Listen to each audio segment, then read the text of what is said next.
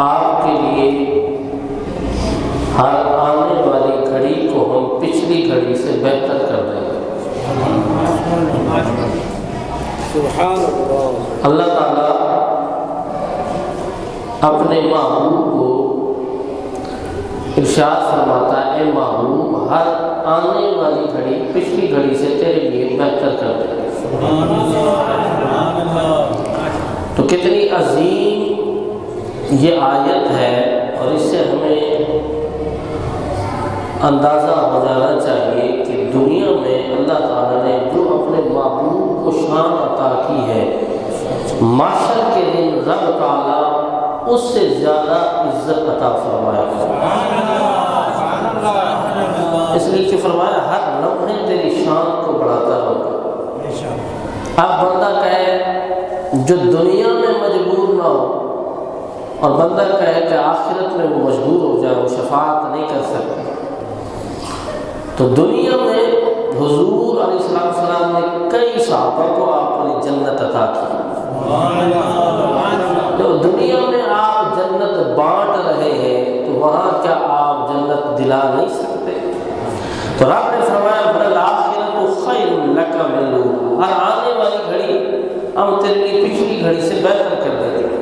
جب دنیا میں یہ عزتیں عطا کی ہے تو قیامت کے دن رب تعالیٰ اور زیادہ عزتیں عطا فرمائے گا۔ اور لوگ کہتے ہیں کہ بھئی حضور شفاعت نہیں کرا سکتے۔ ہم نے کہا کہ حضور کی بات تو الگ رہی، اگر ایک حافظ قرآن کی بات کی جائے، حافظ قرآن جس نے قرآن حفظ کیا، میرے آقا فرماتے ہیں اس پر عمل کیا، جو حلال تھا اس کو حلال جانا، جو حرام تھا اس کو حرام جانا، تو میرے آقا فرماتے ہیں حافظ قرآن کی یہ شان کل قیامت کے دن ہوگی، وہ ایسے 10 پکے جہنمیوں کی بخشش کرائے گا کہ جن پر جہنم واجب ہو چکی ہوگی، جہنم واجب ہو چکی ہوگی۔ حافظ قرآن ان 10 پکے جہنمیوں کی بخشش کرا کر، سفارش کرا کر، شفاعت کرا کر انہیں اپنے ساتھ جنت میں لے جائے گا۔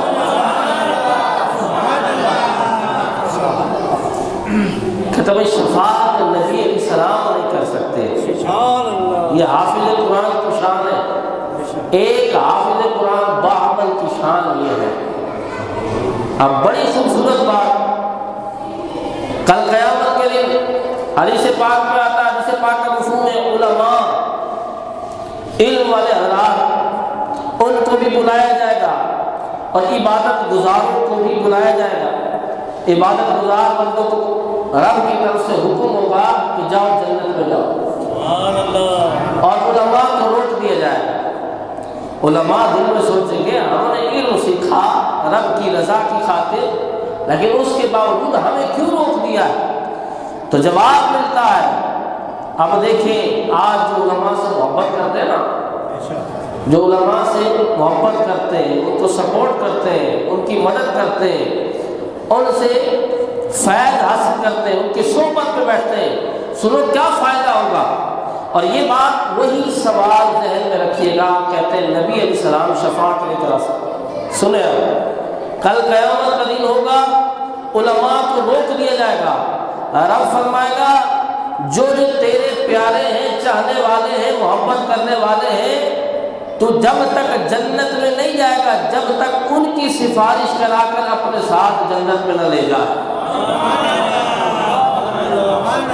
حتی تشفع من الناس، یہاں تک کہ ان کی شفاعت کرا جو تیرے چاہنے والے ہیں۔ تو علماء وہ شفاعت کرائیں گے، اور پھر جیسا کہ 11ویں کا مہینہ چل رہا ہے، حضور غوث اعظم رضی اللہ تعالیٰ عنہ بات کی، جو بعد میں ہونا ہے وہ بعد کی بات تو الگ نہیں۔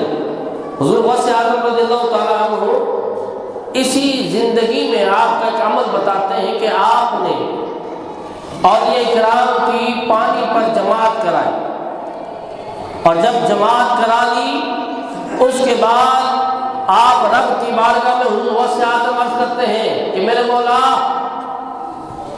اب تم میرے مریدوں کو معاف فرما دے، اور جو ان کے مرید ہیں ان کو بھی معاف فرما دے، ان کے مریدین ہیں ان کو بھی معاف فرما دے، ان کے مریدین ہیں ان کو بھی معاف فرما دے۔ اب یہ تو قیامت کی بات تو الگ رہی، ادھر حضور غوث اعظم اپنی زندگی میں 11ویں والے پیر کہتے ہیں کہ میرے مولا جو میرے مریدین ہیں ان کو بھی معاف فرما دے، جو ان کے بھی مریدین ہیں ان کو بھی معاف فرما دے، قیامت تک جو میرے مریدین ہیں ان کو معاف فرما دے۔ رب کی طرف سے یہ جواب ملتا ہے، اے عبد القادر جو قیامت تک تیرے سلسلے میں آئیں گے، جو تیرے مرید ہوں گے ان کے مرید ہوں گے، ہم نے سب کو معاف فرما دیا ہے۔ یہ دنیا میں رہ کر اللہ کے ولی معاف فرما ہے اور معافی دلوا ہے، یہ دنیا میں رہ کر یہ کرم ہو رہا ہے۔ میں بیان کر رہا تھا کہ حضور کی بات الگ رہی، ابھی ہم نے حافظ کی بات کی، عالم کی بات کی، آئے اب اس پتھر کی بات کرتے ہیں جو جنتی پتھر ہے، حجر اسود، جو اس کو ایک بار استلام کر لیتا ہے۔ حدیث پاک کا مفہوم ہے کل قیامت کے دن یہ اس کے لیے گواہی دے گا، جو مکہ گیا، حرم میں گیا، حجر اسود کو استلام کیا، بوسہ دیا، یہ سب کو پہچانے گا اور سب کے بارے میں یہ جواب دے گا اور رب کے حضور ان کی شفاعت کرائے گا۔ اور اس حجر اسود کی وجہ سے اربوں کھربوں لوگ اس حجر اسود کی وجہ سے، جو جنتی پتھر ہے، جو جنت حضور کے نور سے بنی ہے، جو جنتی پتھر ہے، رب تعالیٰ اس کو یہ شان عطا کرے گا، وہ جتنے اس کے چاہنے والے تھے، استلام کرنے والے تھے، یہ جس کی شفاعت کرتا چلا جائے گا رب اسے جنت عطا کرتا چلا جائے گا۔ سبحان اللہ۔ بھائی یہ جو کہتے ہیں شفاعت حضور نہیں کر سکتے، اعلیٰ حضرت کہتے ہیں آج لے ان کی پناہ، آج مدد مانگ ان سے، پھر نہ مانیں گے قیامت کو اگر مان گئے، آج مان کہ وہ مدد فرماتے ہیں، کرم کرتے ہیں۔ اس لیے کہ حضور فرماتے ہیں شفاعت مجھے عطا کر دی گئی ہے، حدیث پاک میں سرکار فرماتا ہے شفاعت حق ہے اور وہ مجھے عطا کر دی گئی ہے۔ شفاعت حضور فرماتے ہیں میرا حق ہے، وہ مجھے عطا کر دی گئی ہے۔ حضور نے فرمایا فمن لم یؤمن بہا، جو اس پر ایمان نہیں لائے گا کل قیامت کے دن وہ شفاعت کا اہل بھی نہیں ہوگا، اس کی شفاعت بھی نہیں کی جائے گی۔ تو آج یہ عقیدہ بنانا چاہیے کہ سرکار شفاعت فرمائیں گے۔ بھائی حدیث پاک ہے اقرأوا القرآن فإنه يأتي يوم القیامة شفیعا لأصحابہ، میرے آقا فرماتے قرآن پڑھا کرو، اس لیے کہ یہ قرآن کل قیامت کے دن جو اس کو پڑھتا ہے اس کے لیے یہ شفاعت کا ذریعہ بنے گا۔ اور میرے آقا کی واضح حدیث ہے، ہر چھوٹی حدیث کی کتاب میں یہ حدیث لکھی ہوتی ہے القرآن حجت لک، قرآن تیرے لیے حجت ہے۔ کیا مطلب؟ اگر قرآن سے وفا کرو گے کل قیامت کے دن یہ اپنے ساتھ جنت میں لے جائے گا، یہ اپنے ساتھ قرآن شفاعت کرا کر جنت میں لے جا رہا ہے۔ اب حاجی کی فضیلت سنیں، حاجی جس نے حج کیا، حدیث پاک میں ہے اپنے گھر والوں میں سے 400 بندوں کی شفاعت کرا کر اپنے ساتھ جنت میں لے جائے گا۔ اچھا یہ جو جتنی شفاعتیں میں نے بیان کی ہیں، جتنی شفاعتیں میں نے بیان کی ہیں، یہ شفاعتیں کب ہوں گی؟ سب سے پہلے کس کی شفاعت ہوگی اور کس کی شفاعت کو قبول کیا جائے گا؟ یہ سب شفاعت کریں گے، یہ سارے شفاعت کریں گے، قرآن بھی شفاعت کرے گا، عالم بھی شفاعت کریں گے، اولیاء کرام بھی شفاعت کریں گے، انبیاء کرام بھی شفاعت کریں گے، لیکن ان سب کی شفاعتیں بعد میں ہوں گی، اس لیے کہ میرے آقا فرماتے انا اول الشافع و اول مشفع، میں وہ ہوں جو سب سے پہلے شفاعت کروں گا اور میں وہ ہوں جس کی شفاعت کو سب سے پہلے قبول فرمایا جائے گا۔ ایک عالم صاحب نے بڑی خوبصورت بات کی، لوگ کہتے ہیں بھائی شفاعت کی باتیں نہ کرو، لوگ عمل چھوڑ دیں گے، لوگ عمل نہیں کریں گے۔ آپ اتنی رحمت والی باتیں کرتے ہیں، لوگ عمل کرنا چھوڑ دیں گے، یہ باتیں نہ کرو۔ تو ہم نے کہا حضور نے کیوں بیان کیا ہے؟ حضور علیہ السلام نے یہ حدیثیں کیوں بیان فرمائی ہے؟ صحابہ نے کیوں بیان فرمائی ہے؟ وجہ کیا ہے؟ اس کی وجہ سے عمل نہیں رکتا، جو عمل کرنے والا ہے وہ عمل کرتا ہے۔ لیکن حضور کا کرم تو دیکھو، حضور فرماتے ہیں ان سب کی شفاعتیں بعد میں، پہلے اول شافع و اول مشفع، سب سے پہلے میں شفاعت کروں گا اور میری شفاعت کو قبول فرمایا جائے گا۔ اور میرے آقا علیہ السلام آپ نے، میں نے پہلے جیسے بیان کیا، اس دنیا میں ہوتے ہوئے بظاہر آپ نے کرم فرمایا۔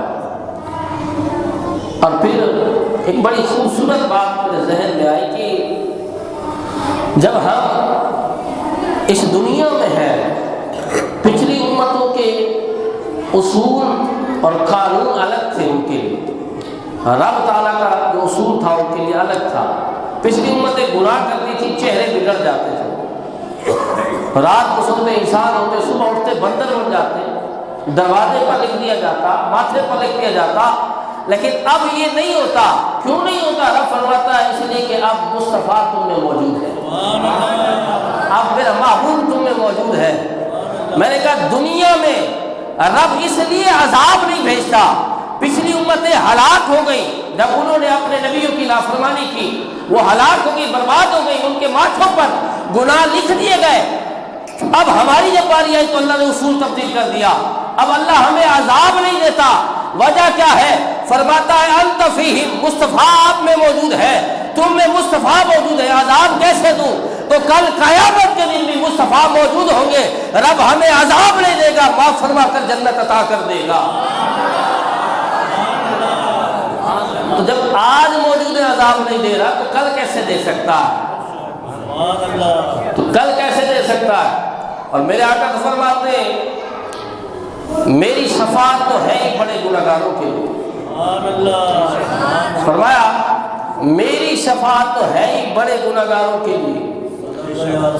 اور یہاں پر ایک بات بڑی خوبصورت میرے آقا علیہ السلام فرماتے ہیں ایک فرشتہ رب کی طرف سے آیا، آتے من عند ربی، اور اس نے کہا فخیرنی، تجھے آپ کو سرکار اختیار دیا گیا ہے۔ کس چیز کا اختیار دیا گیا ہے؟ کہتا ہے وہ فرشتہ حضور کی بارگاہ میں عرض کرتا ہے کہ ان يدخل نصف امت الجنت، آپ اپنی آدھی امت کو بغیر حساب کے جنت میں لے جائیں، یا آپ ایسا کریں وہ بین الشفاعتی، آپ جو ہے یہ شفاعت کو اختیار کر دیں۔ ان دونوں میں سے ایک چیز کو اختیار کرنا ہے۔ بتائیں ہمارے نبی نے کس چیز کو اختیار کیا ہوگا؟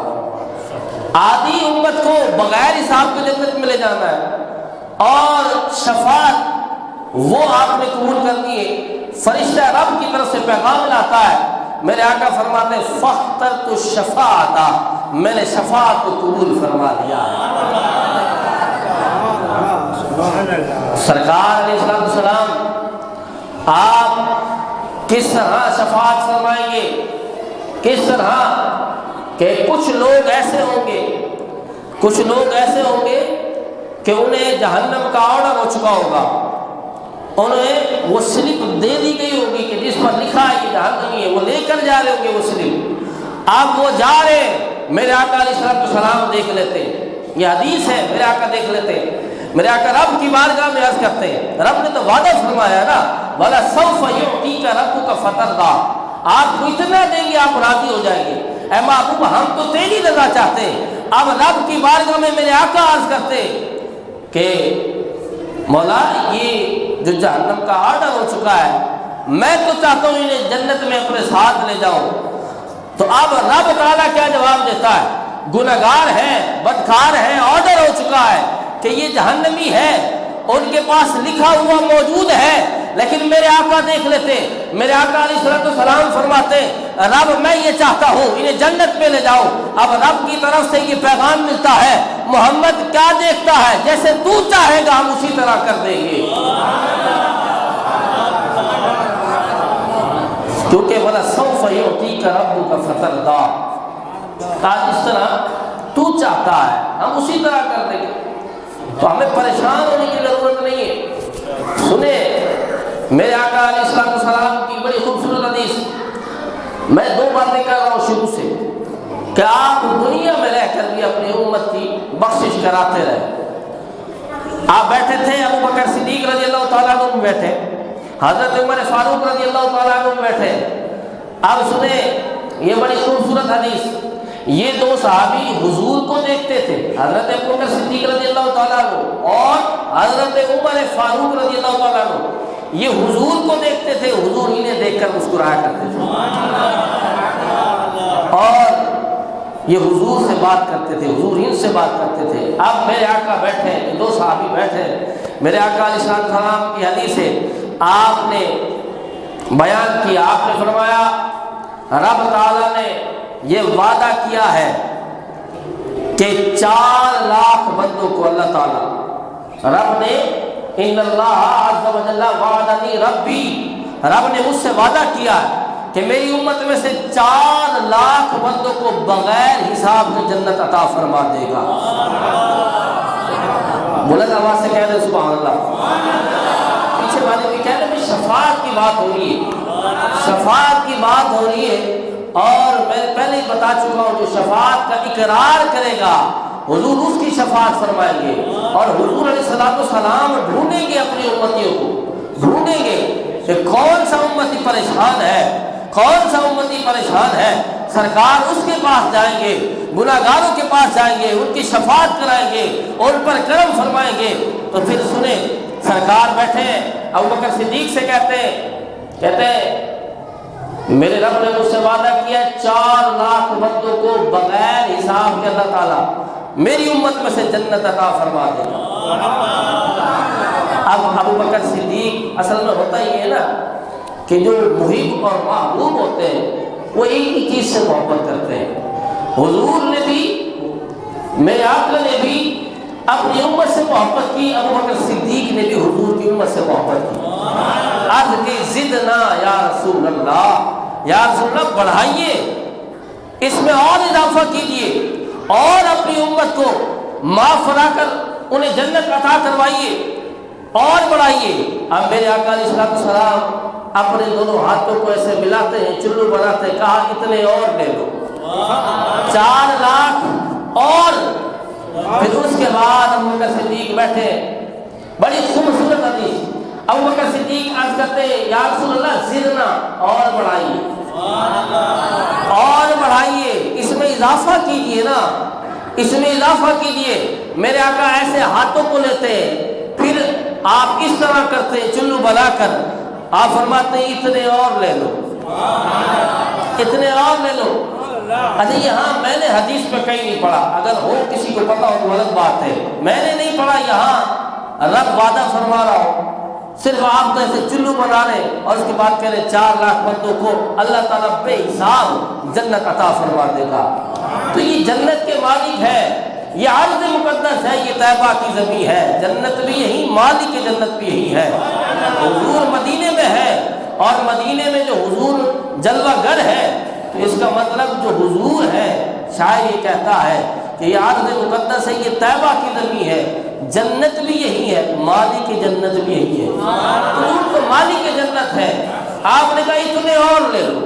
جب 3 بار ہو گیا آپ بیٹھے حضرت عمر اور کہتے ہیں دعنا یا ابا بکر, اے ابو بکر چھوڑیے نا اس بات کو, ختم کر دیجیے. کیا بار بار حضور کو کہتے ہو ہاتھ اٹھائیے, بار بار حضور کو یہ کہتے ہو ہاتھ اٹھائیے, اور پھر دعا کیجیے اپنی امت کے لیے, بار بار حضور کو یہ کہتے ہو, لوگ عمل نہیں کریں گے. تو اب ابو بکر صدیق کا جواب سنیں. ابو بکر صدیق کہتے ہیں آپ کو کیا ہوتا ہے, اگر حضور کی امت بغیر حساب کے جنت میں جا رہی ہے تو آپ کو کیا ہوگا؟ ایسی بات نہیں ہے. حضرت عمر فاروق حضور کی امت سے پیار نہیں کرتے. حضرت عمر کا حسن ظن دیکھیں, آپ کا گمان دیکھیں، یہ بات نہیں آپ روک رہے تھے کہ حضور کی امت کی بخشش نہ کرائے، بات نہیں، وہ تو یہ دیکھ رہے تھے کہ میرے محبوب تنگ ہو رہے، بار بار آپ ہاتھ اٹھا رہے۔ اب سنیں حضرت عمر کیا جواب دیتے، کہا ابو بکر صدیق بات یہ ہے جب میرے آقا علیہ السلام نے پہلی بار ہاتھ اٹھائے تھے تو رب تعالیٰ جب اس بات پر قادر ہے کہ وہ ہر بار میں 4 لاکھ بندوں کی بے حساب بلا حساب ان کو جنت عطا کر رہا ہے، حضور کی امت کو جنت دے رہا ہے، جب وہ اس بات پر قادر ہے تو وہ میرے محبوب کے ایک بار ہاتھ اٹھانے پر بھی اس بات پر بھی قادر ہے کہ رب نے اسی وقت پوری امت کو معاف فرما کر جنت عطا کر دی ہوگی۔ تو بات یہ ہے حضور علیہ السلام اپنی امت کی شفاعت کس طرح کرائیں گے؟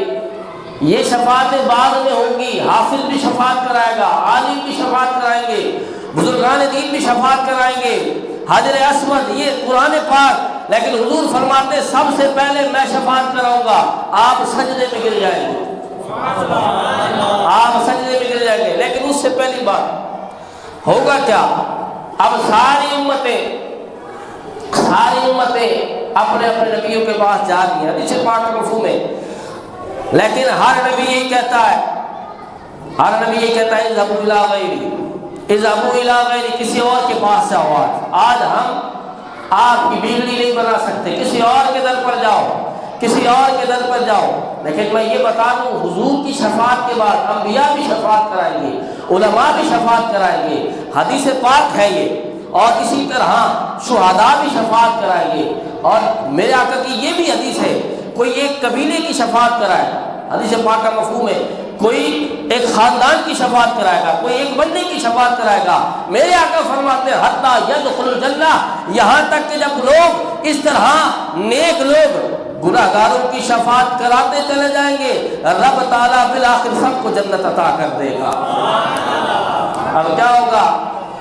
اب امتیں جا رہی ہیں نبیوں کے پاس، حضرت آدم علیہ السلام سے لے کر حضرت عیسیٰ تک، ہر نبی کا یہی فرمان اذهبوا الى غیری، کسی اور کے در پر جاؤ۔ اب ساری امتیں سارے نبیوں کے پاس جب ہولیں گی، اس کے بعد حضرت عیسیٰ علیہ السلام کہیں گے اذهبوا الى غیری اذهبوا الى محمد، کہا کسی اور کے پاس جاؤ، اور وہ اور سے مراد حضرت عیسیٰ بتائیں گے، وہ اور سے مراد محمد عربی کی ذات گرامی ہے۔ اب دیکھیں سارے نبیوں کی امتیں کس کے پاس پہنچ رہی ہیں؟ ہمارے نبی کے پاس پہنچ رہی ہیں۔ اب سارے نبیوں کی امتیں، اور پھر جب حضور کے پاس آئیں گی، حدیث کے الفاظ ہیں فیاتون محمدن، جب سب آ جائیں گے تو سب یہی کہیں گے فیقولون انت رسول اللہ وخاتم الانبیاء، یا رسول اللہ آپ ہی ہیں جو اللہ کے رسول ہیں، اور آپ ہی آخری نبی ہے، آخری سہارا آپ ہے۔ سرکار یہ نہیں کہیں گے اذهبوا الى غیری، سرکار فرمائیں گے ہاں یہی وہ در ہے جہاں تم سب کی بگڑیاں بنا دی جائیں گی، کہا یہی وہ در ہے۔ سرکار یہ نہیں کہیں گے اذهبوا الى غیری، کسی اور کی طرف جاؤ، ہر نبی یہی کہتا رہا کسی اور کی طرف جاؤ، لیکن سرکار فرمائیں گے ہاں یہی تمہاری بات بنے گی۔ اب سرکار سجدے میں گر جائیں گے، رب فرمائے گا ارفع راسک، اپنے سر کو اٹھا لے، ادھر میرے آقا علیہ السلام اپنا سر اٹھائیں گے، رب فرمائے گا جو مانگتا ہے مانگتا چلا جا، ہم عطا کرتے چلے جائیں گے۔ توجہ طرف بات یہ ہے ساری دنیا سارا عالم اس وقت رب کو دیکھ رہا ہوگا جب مصطفیٰ سجدے سے سر کو اٹھائیں گے، رب مصطفیٰ کو دیکھ رہا ہوگا،